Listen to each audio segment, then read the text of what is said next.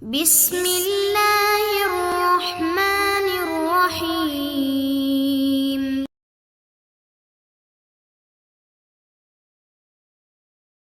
Kita lanjutkan al-hadithul hadi wal ishrun, hadis 21. Qalu rabbina, perkataan Rabb kita, fa ammal yatima fala taqhar. Ini baru surah al-insyirah ya. Adapun kepada anak yatim fala taqhar, maka janganlah kamu itu taqhar. Taqhar itu artinya meremehkan atau merendahkan. An Abi Darda, dari Abu Darda, namanya adalah Awaimir. Qala radhiyallahu anhu qala Rasulullah sallallahu alaihi wasallam, atuhibbu, apakah kamu suka, ayyalina, bahwasanya menjadi lunak, qalbuka, hatimu, wa tudrika, dan engkau mendapati, hajataka, hajat-hajatmu, irhamil yatim, rahmatilah anak yatim atau sayangilah anak yatim, yaitu berbuat baik kepada mereka, wamsah ra'sahu, dan usaplah kepalanya, wa at'imhu, dan berilah makan kepada anak yatim, min ta'amik, dari makananmu, yalin qalbuk, niscaya akan lunak hatimu, wa tudrik hajatak, dan engkau akan mendapati hajat-hajatmu. Hadis riwayat Tabarani. Hadis ini menunjukkan bahwasanya anak yatim kita disuruh oleh Allah Subhanahu wa taala atau oleh Nabi untuk merahmatinya, menyayanginya, mengusap kepalanya, dan memberi makan kepadanya. Dan akibat atau manfaat dari melakukan tiga hal ini adalah hati kita akan melembut dan hajat-hajat kita akan diberikan oleh Allah Subhanahu wa taala ya. Maka siapa yang punya hajat yang belum tercapai, hendaklah dia melaksanakan hadis ini. Allah Subhanahu wa taala akan membantunya untuk mendapatkan hajat-hajatnya. Selain itu juga memperbanyak salawat kepada Rasul sallallahu alaihi wasallam. Karena dalam hadis riwayat Tirmidzi yang sahih, siapa yang memperbanyak salawat kepada Nabi sallallahu alaihi wasallam, maka tukfa hammaka, akan dicukupi oleh Allah Subhanahu wa taala segala kepentinganmu yang menjadi kepentinganmu atau hajatmu. Nah, maka hadis ini sangat bagus untuk menafsirkan ayat tadi, fa ammal yatima fala taqhar. Adapun kepada anak yatim, kamu jangan merendahkannya, tapi justru memuliakannya dengan cara menyayanginya, memberi makan, dan mengusap kepalanya. Tentang mengusap kepala anak yatim ini, tidak ada hadis atau belum kita temukan hadis yang sahih bagaimana cara mengusapnya. Maka mengusapnya bebas saja, yang penting mengusap yang menunjukkan kesayangan. Adapun hadis yang mengatakan kalau anak itu yatim, maka cara mengusapnya dari belakang kepala sampai depan. Kalau anak itu tidak yatim, maka diusap dari depan kepala sampai ke belakang. Itu hadisnya tidak sahih ya. Kita tampilkan hadisnya. Kata kuncinya Rasul yatim. Diriwayatkan bahwasanya imsah ra'yasal yatim hakadha, usaplah kepala anak yatim seperti ini, ila muqaddami ra'sih, dari belakang kepala sampai ke depannya. Wa man lahu abun hakadha, adapun anak yang masih punya bapak, maka diusap begini, ila muakhari ra'sih, dari depan kepala sampai ke belakang kepalanya. Ini hadis riwayat Al-Khatib, derajatnya kata Syekh Albani hadis palsu ya. Nah, maka karena palsu tidak bisa dijadikan sebagai hujjah. Tapi dari hadis ini kita bisa ambil satu faedah, meskipun hadisnya palsu ya, tapi ada faedah yang dapat kita ambil, yaitu yang dimaksud al-yatim, anak yatim, itu adalah anak yang kehilangan atau kematian bapaknya. Karena di sini disebutkan waman lahu abun, adapun orang yang masih punya bapak, yaitu yang bukan yatim. Nah, maka anak yatim definisinya adalah orang yang ditinggal mati oleh bapaknya sementara anak ini masih belum balik. Kalau dia sudah balik, maka tidak disebut yatim. Karena Rasulullah SAW bersabda, la yutma ba'dah tilam, tidak ada yatim lagi setelah mimpi basah atau setelah usia balik. Adapun anak yang ditinggal mati oleh ibunya, ini bukan yatim. Maka para ulama mengatakan yatim untuk manusia berbeda dengan yatim untuk binatang. Untuk manusia, yatim itu yang kehilangan bapaknya. Untuk binatang, yatim itu yang kematian ibunya. Kenapa? Karena yang menafkahi binatang itu adalah ibunya biasanya, ya, ayam misalnya. Yang menafkahi ayam jagonya bapaknya atau ibunya? Ibunya. Ya, maka yatim antara manusia dengan hewan berbeda. Faedah berikutnya, di sini Nabi mengatakan berilah makan kepada anak yatim dari makananmu. Nah, makanan apa yang semestinya kita berikan kepada anak-anak yatim?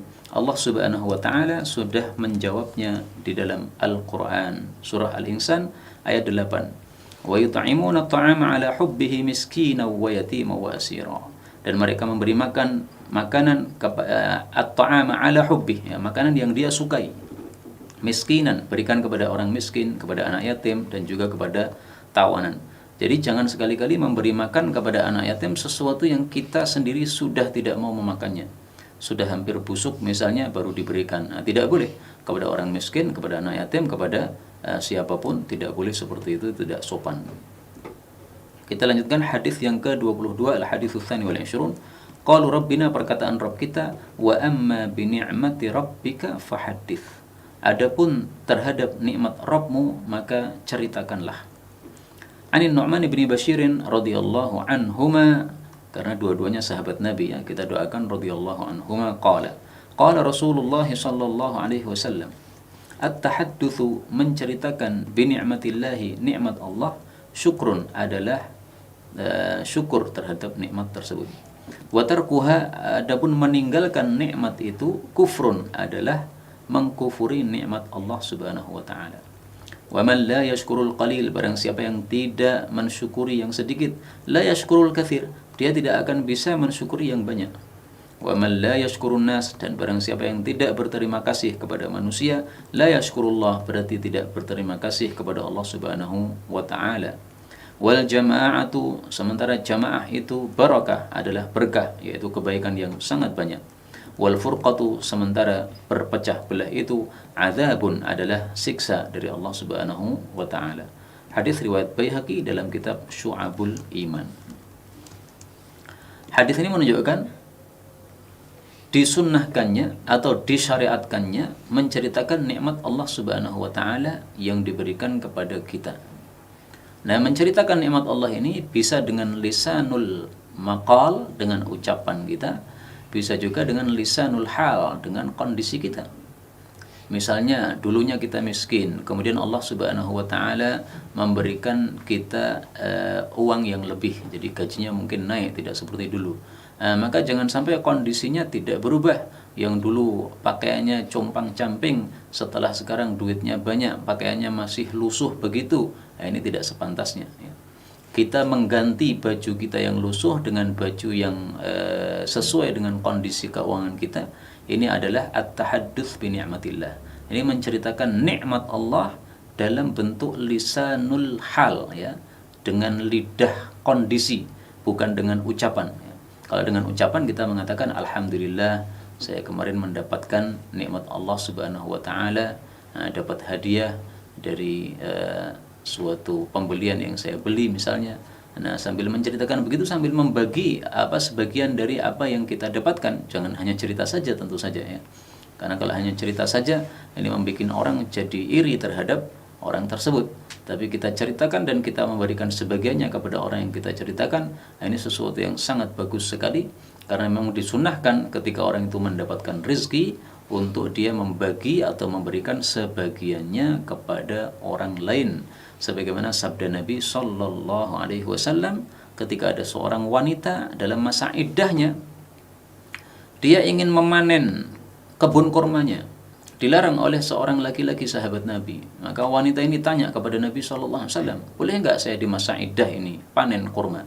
Maka Rasul sallallahu alaihi wasallam mengatakan, silahkan, ya, juddi nakhlaki, silahkan kamu panen kurma-kurmamu, maka kamu akan bisa bersedekah dari kurma tersebut. Ini hadisnya saya tampilkan, ukhruji, silahkan keluar dari rumah, nggak ada masalah meskipun masa iddah, ya, baik itu masa iddah cerai maupun masa iddah mati, sama saja. Silahkan keluar rumah kalau memang ada keperluan, boleh. Fajudzi nakhlaki, silahkan panen kurmamu, la'allaki an tasaddaqi minhu, barangkali kamu setelah itu bisa bersedekah darinya, au taf'ali khairan, atau kamu berbuat baik. Hadis riwayat Abu Dawud. Nah, ini dalil bahwa orang yang dapat rezeki dari Allah jangan dihabiskan semuanya untuk dirinya, tapi hendaklah sebagian diberikan kepada orang lain.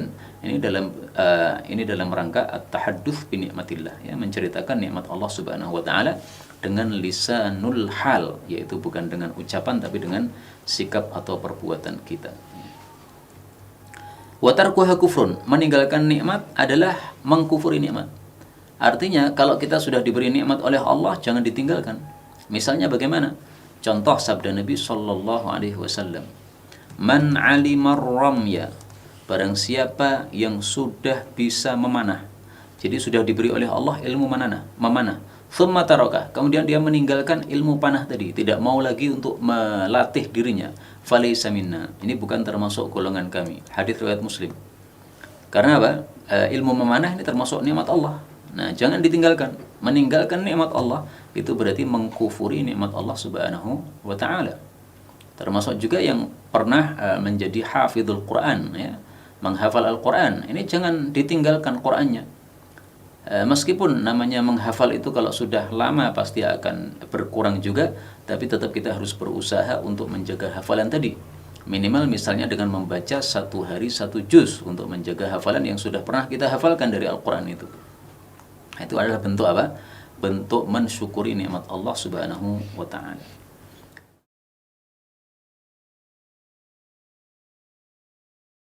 تقبل منا إنك أنت السميع العليم وتب علينا إنك أنت التواب الرحيم اللهم نحمدك حمدا شاكرين حمدا ناعمين حمدا يوافي نعمه يكافئ مزيدا يا ربنا لك الحمد ولك الشكر كما ينبغي لجلال وجهك الكريم ولعظيم سلطانه اللهم صل وسلم وبارك على رسولك الكريم نبينا محمد وعلى آله وصحبه أجمعين اللهم اجعلنا من أهل القرآن waj'alil Qur'ana sahiban lana fid dunya wa syafi'an lana fil akhirah.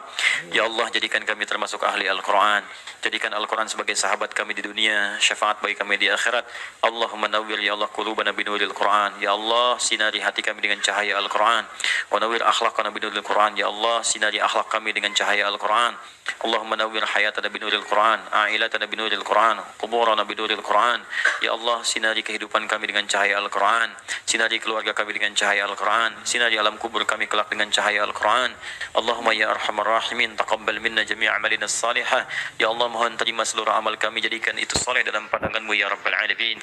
Rabbana yassir lana wa la tu'assir alaina. Ya Allah, mudahkan semua urusan kami, jangan berikan kesulitan pada kehidupan kami. La tada'lana fi maqamina hadha dhanban illa ghafartah.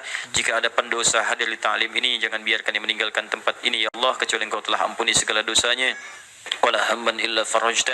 Jika ada yang tengah gelisah, jangan biarkan dia meninggalkan majlis ini kecuali Engkau telah tenangkan keadaan hatinya. Allahumma wala maridan illa syafaitah. Jangan ada ya Allah orang sakit di tempat ini kecuali Engkau sembuhkan penyakitnya. Allahumma ya Allah, Allahumma ya Allah, Rabbana atina fid dunya hasanah wa fil akhirati hasanah wa qina adzabannar. Bifadlika subhana rabbika rabbil izzati amma yasifun. والسلام على المرسلين وآخر دعوانا سبحانك اللهم وبحمدك أشهد أن لا إله إلا أنت نستغفرك ونتوب إليك والحمد لله رب العالمين ثم السلام عليكم ورحمة الله وبركاته.